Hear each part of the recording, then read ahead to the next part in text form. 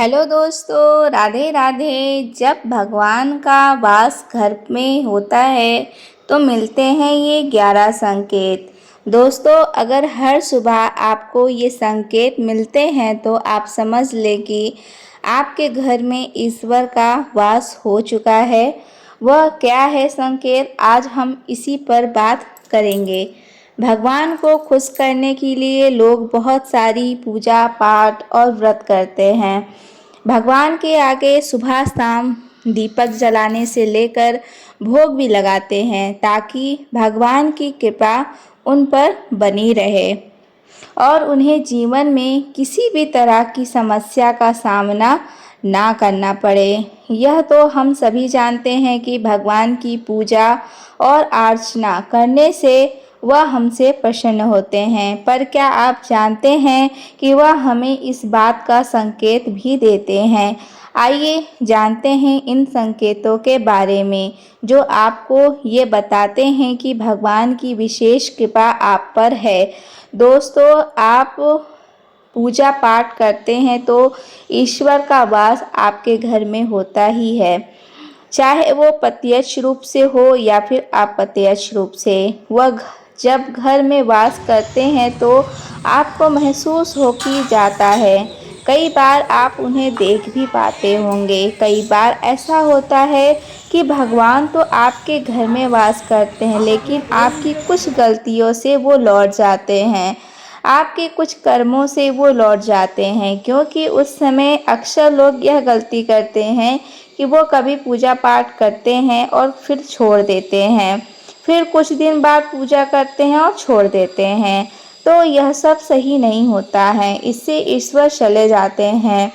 यह आपकी कभी नहीं करनी चाहिए। बहुत से लोग ऐसा भी होते हैं जिनके घर में ईश्वर तो वास करते हैं, लेकिन उन्हें स्वयं इस बात का पता नहीं होता है और वह स्वयं उनका अपमान करके उन्हें वापस भेज देते हैं, ये कहकर कि मैं ईश्वर की पूजा तो रोज़ करता हूँ, लेकिन तब भी ईश्वर मुझे क्यों नहीं दिखते हैं। तो आपके ये सब कृत्य आपके ईश्वर को रुष्ट कर देते हैं। तो इसलिए आपको आज हम वह संकेत इस वीडियो में विस्तार में बताएंगे, जिससे आप स्वयं जान पाएंगे कि ईश्वर आपके घर में आ चुके हैं। तो आइए जानते हैं इन संकेतों के बारे में। जब आप सो रहे हो तो और ब्रह्म मुहूर्त में उठ जाते हैं, हर रोज़ आपकी नींद इसी समय खुल जाती है। साथ ही यदि ब्रह्म मुहूर्त में ही कोई ऐसा सपना दिखाई देता है, जैसे कि मंदिर में आप पूजा कर रहे हैं, मंत्रों का जाप कर रहे हैं, तो ब्रह्म मुहूर्त में देखे गए ऐसे सपने भी इस बात का संकेत होते हैं कि ईश्वर आपके घर में हैं। यदि आपको ब्रह्म मुहूर्त में ही शंख की आवाज़ सुनाई देती है, मंत्रों की आवाज़ सुनाई देती है या घंटियों की आवाज़ या कोई नाम, जैसे कि कोई आपसे राम राम कह रहा है, ऐसी आवाज़ अगर आपको सुनाई देती है तो ये दूसरा संकेत होता है, जिससे यह पता चलता है कि भगवान आपके घर में आ गए हैं। जब भी आप सुबह सुबह नहा धोकर तैयार होते हैं तो आपको एक अलग सी सुगंध आती है। ये एक अजीब सी सुगंध होती है जो आपके घर में किसी को नहीं आती, केवल आपको महसूस होती है। ये ना तो कोई इत्र की सुगंध होती है, ना ही कोई अन्य किसी अगरबत्ती की या अन्य किसी चीज़ की, बस आपको ये अजीब सी महक आती है। ये सुगंध आपके मंदिर घर में से आती है। आप अब वो घर में जिस जगह होगा वही आपको यह महक आती है, और जितना आप अपने घर के मंदिर के पास जाते हैं उतनी आपको यह महक ज़्यादा आती है। तो दोस्तों, यह महक देवी देवताओं की होती है, जिससे आपको पता चलता है कि ईश्वर आपके घर में वास कर चुके हैं।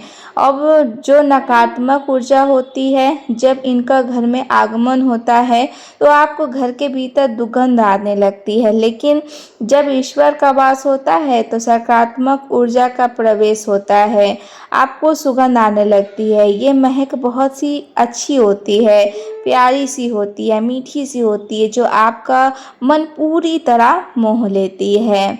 जब भी आप पूजा करने जाते हैं तब उसी समय यदि कोई जीव यानी कुत्ता, बिल्ली, गाय या फिर अन्य कोई भी व्यक्ति बिच्छू आपके द्वार पर आ जाता है तो ये आपका संकेत 7 हफ्ते में 3-4 बार लगातार हो रहा है तो आपके पूजा करते समय में ही वो आ रहे हैं तो इसका मतलब है कि ईश्वर आपके घर में दस्तक दे रहे हैं, उनका आगमन हो रहा है क्योंकि जो गाय होती है वह माता का स्वरूप होती है, कुत्ता भी भैरव का प्रतीक होता है या फिर कोई याचक आता है तो वह भी ईश्वर के ही किसी न किसी रूप में आ रहा है।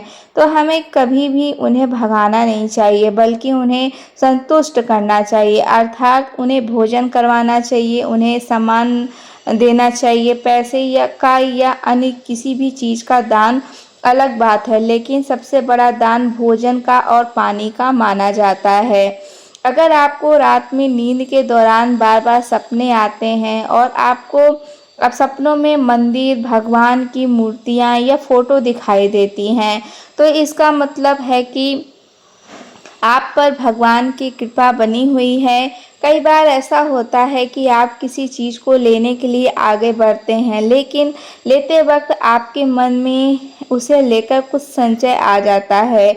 जब कुछ ठीक होने के बाद भी कुछ ऐसा होता है कि हमें उसे फैसले को लेने से मन रोकता है, इसका मतलब यह माना जाता है कि आपके साथ किसी दैविक शक्ति का आशीर्वाद है। जिन लोगों पर भगवान की कृपा होती है वह अमीर हो या गरीब उन्हें हर जगह सम्मान मिलता है। अगर किसी को कम मेहनत करके भी सफलता हासिल होती है तो यह भगवान की कृपा की निशानी होती है। भगवान उन्हें हर परेशानियों से बचा लेते हैं। जिन लोगों से भगवान खुश रहते हैं वह हर परिस्थिति में खुश रहते हैं। उनके जीवन में भले ही कितने दुख क्यों ना हो वे हमेशा खुश ही रहते हैं। उन्हें कभी भी किसी भी परेशानियों से डर नहीं लगता है, वह हर मुसीबत को आसानी से पार कर लेते हैं। उल्लू दिखना यह शुभ हिंदू धर्म में उल्लू को काफ़ी अहम दर्जा दिया गया है। उल्लू को माता लक्ष्मी का वाहन माना जाता है, लिहाजा यदि आपको कहीं उल्लू दिखाई दे तो यह एक बेहद शुभ संकेत माना जाता है। किसी जगह अचानक उल्लू दिख जाए तो समझ लीजिए जल्द ही माँ लक्ष्मी आपके घर में पधारने आ रही हैं। खान पान में आने लगता है बदलाव। माँ लक्ष्मी जिस घर में भी आती हैं उस घर में लोगों के खान पान की आदतें बदलने लगती है। कहा जाता है ऐसे घरों में लोगों को भूख कम लगती है। खास बात यह है कि ऐसे लोगों को कम खाना भी प्राप्त करने लगता है। इसके अलावा ऐसे घरों के लोग नशा और मांसाहार से भी दूरी बनाने लगते हैं। धन की देवी माँ लक्ष्मी को साफ सफाई बहुत पसंद है। जिन घरों में साफ सफाई होती है माता लक्ष्मी उस घर में वास करती हैं। इसके अलावा माँ लक्ष्मी को साफ सफाई में इस्तेमाल की जाने वाली झाड़ू भी बहुत प्रिय होती। कहा जाता है कि सुबह के समय कहीं जाते हुए यदि आपको कोई घर के बाहर झाड़ू लगाता हुआ दिख जाए तो यह भी बहुत शुभ संकेत होता है। शंख की आवाज़ देती है तो शुभ संकेत हिंदू धर्म में शंख को एक अहम स्थान दिया गया है। इतना ही नहीं शंख की आवाज़ भी काफ़ी शुभ मानी जाती है, इसलिए किसी भी शुभ अवसर पर होने वाली पूजा पाठ में शंख बजाया जाता है। यदि सुबह उठने के बाद आपको शंख की आवाज़ सुनाई दे तो यह शुभ संकेत होता है। माना जाता है कि सुबह उठने के बाद शंख की आवाज़ सुनाई देना आपके घर में माँ लक्ष्मी के आगमन का संकेत देते हैं। यदि आपको लगातार 3 दिनों तक घर से निकलते समय नीलकंठ की पक्षी दिखाई दे तो समझ जाइए कि भगवान ने आपकी सुन ली है। आपकी जल्द ही कोई बड़ी मनोकामना पूरी होने वाली है। नीलकंठ पक्षी का दिखना महादेव की कृपा होने का इशारा होता है। यदि आपके घर के सामने अक्सर सफ़ेद गाय आने लगे या किसी दिन सफ़ेद गाय आपके घर के सामने आकर अपने बछड़े को दूध पिलाए, तो यह भी देवी देवताओं की आप पर कृपा होने का साफ इशारा है। यह बताता है कि आपकी पूजा प्रार्थना सफल हो रही है और आपके जीवन की सारी समस्याएं दूर होने वाली हैं। भगवान आपके सारे कष्ट और बुरे दिन खत्म करने वाले हैं। यदि घर के मुख्य द्वार के आसपास चिड़िया घोंसला बना ले, तो यह बहुत ही शुभ संकेत होता है। यह इस बात का परिणाम होता है कि आपकी पूजा सफल हो गई। चिड़िया और उनके बच्चों को गलती से भी ना सताएं, बल्कि उनके लिए दाना पानी रखें। यदि पूजा करते समय आप इतने भावपूर्ण हो जाएं कि आपकी आंखों से आंसू निकलने लगे, यह इस बात का भी संकेत है कि ईश्वर ने आपके मन की पुकार सुन ली है। आप सुबह पूजा करने के बाद घर से बाहर जाएं तो कहीं आपको बंदरों का झुंड दिख जाए, तो यह भी बताता है कि आपकी पूजा सिद्ध होने वाली है। आप पर भगवान मेहरबान है। कोशिश करें कि उन बंदरों को भोजन दें। यदि आपके घर में बिना किसी अगरबत्ती, रूप स्प्रे या आर्टिफिशियल फिंगर्स के इस्तेमाल के भी घर में खुशबू और ताजगी महसूस हो, तो यह समझ ले कि आप पर ईश्वर की कृपा, साथ ही जल्द आपके दिन बिखरने वाले हैं। पूजा के दौरान घर में किसी अतिथि का आना भी भगवान की कृपा का संकेत है। यदि अतिथि कोई तोहफा भी लेकर आए, तो यह साफ इशारा है कि भगवान ने आपकी पूजा स्वीकार कर ली है। यदि पूजा के समय जलाए हुए दीपक की लौ अचानक से तेजी से जलने लगे, तो समझ जाएं कि आपकी पूजा सिद्ध होने वाली है और ईश्वर की कृपा से आपके दुख भरे दिन जल्द ही दूर होने वाले हैं। अगर अक्सर आपकी नींद सुबह 3 बजे से 5:30 बजे के बीच यानी कि ब्रह्म मुहूर्त में खुले, तो यह भी ईश्वर का संकेत है कि भगवान आपकी भक्ति से प्रसन्न है। जिस व्यक्ति की नींद अचानक से बार-बार रात की 3 बजे के बाद खुलती है, तो यह इसे मामूली बात ना समझें।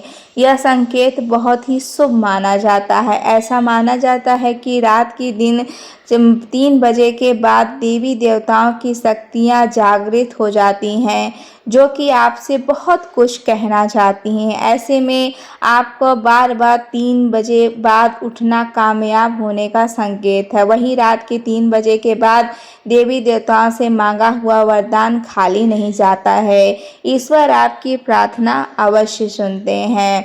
अगर आपको आपके सपनों में ऊंचे-ऊंचे पर्वत दिखाई देते हैं, वहां से बहता हुआ झरना आपको दिखाई देता है और इस जल को आप भी पी लेते हैं, तो निश्चित तौर पर आपको कामयाबी अवश्य प्राप्त होती है। अगर आप अपनी शिक्षा का सही प्रयोग करके उससे परिवार चला पा रहे हैं, तो ईश्वर की कृपा से ही संभव है। दुनिया में तमाम ऐसे लोग हैं जो शिक्षित होने के बावजूद शिक्षा का सही प्रयोग नहीं कर पाते हैं। जिन लोगों की सेहत अच्छी रहती है, उन पर भी परमेश्वर की विशेष कृपा है। सेहत खराब होने से सिर्फ आपके शरीर पर ही असर नहीं पड़ता, बल्कि काफ़ी आर्थिक नुकसान भी होता है। इसलिए निरोगी काया प्राप्त किए लोगों को खुद को भाग्यवान मानना चाहिए कि यदि आपको जीवन में सुयोग्य जीवन साथी मिला है, तो यह भी परमेश्वर की कृपा से ही संभव है। एक अच्छा जीवन साथी आपके पूरे जीवन को खुशहाल बना सकता है, लेकिन अगर जीवन साथी खराब मिल जाए, तो पूरी लाइफ झगड़े और कलेश के बीच गुजरती है। अगर किसी व्यक्ति की संतान आज्ञाकारी है, तो यह भी परमेश्वर की ही कृपा है, वरना आज के युग में ज़्यादातर लोग अपनी संतान की वजह से ही दुखी हैं। सही गलत के बीच अंतर करने की क्षमता जिन लोगों के पास है, उन पर ही इष्ट देव का आशीर्वाद होता है। भगवान के दर्शन सपने में करने वाले लोगों पर भी देवी देवताओं की कृपा होती है, वरना परमेश्वर को देख पाना हर किसी के लिए संभव नहीं होता है। जिस व्यक्ति का क्रोध पर वश है, जिसका मन शांत रहता है, जो हर परिस्थिति में सामान्य रहकर निपटाना जानता है, ऐसे लोगों पर ईश्वर का हाथ होता है, तभी ये संभव हो पाता है। भगवान हमें अपनी वास्तविक रूप में दिखाई नहीं देते, लेकिन कुछ लोग ऐसे भी होते हैं जिन्हें भगवान के तुल्य माना जाता है। इनके माता पिता गुरु या ब्राह्मण हैं। इनमें से कोई भी व्यक्ति पूजा के दौरान आपके घर में प्रवेश करता है तो वह बहुत शुभ माना जाता है। आपको उन्हें घर से खाली हाथ नहीं लौटाना चाहिए। पूजा के दौरान अगर भगवान की मूर्ति या प्रतिमा से कोई फूल या माला आपके पास गिरकर आ जाए तो यह भी बहुत शुभ संकेत है। इससे पता चलता है कि भगवान की कृपा आप पर बनी हुई है और आपकी मनोकामना जल्द ही पूरी होने वाली है। तो दोस्तों वीडियो को लाइक और चैनल को सब्सक्राइब ज़रूर कर दीजिएगा। यहीं पर ये वीडियो समाप्त होती है। और वीडियो पसंद आई होगी तो कमेंट सेक्शन में हर हर महादेव ज़रूर लिखिएगा।